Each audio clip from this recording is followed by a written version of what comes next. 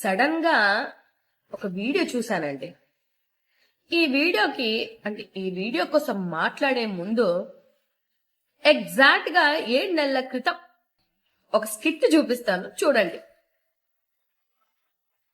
భలే మంచి రోజు, పసందైన రోజు. యలమంచిలి ఎమ్మెల్యే గారు అనుకుంటాను. భలే మంచి రోజు, భలే పాట పాడారు అక్కడ.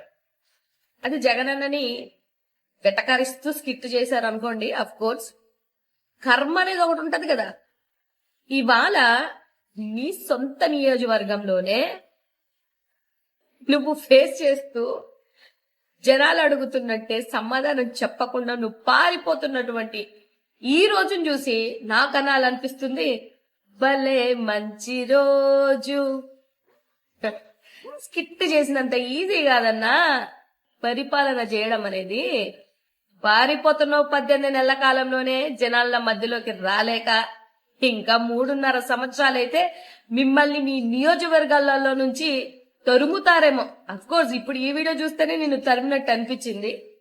కాస్త ఇక నుంచైనా ఏవో దందాలంట, ఏవేవో ఆల్రెడీ ఎందుకు, ఒకసారి ఆపర్చునిటీ వచ్చింది కదా, దాన్ని యూటిలైజ్ చేసుకొని ప్రజల్ని పరిపాలించడం మానేసి ఈ దందాలన్నీ పక్కన పెడితే బాగుంటదేమో అని అనిపించింది.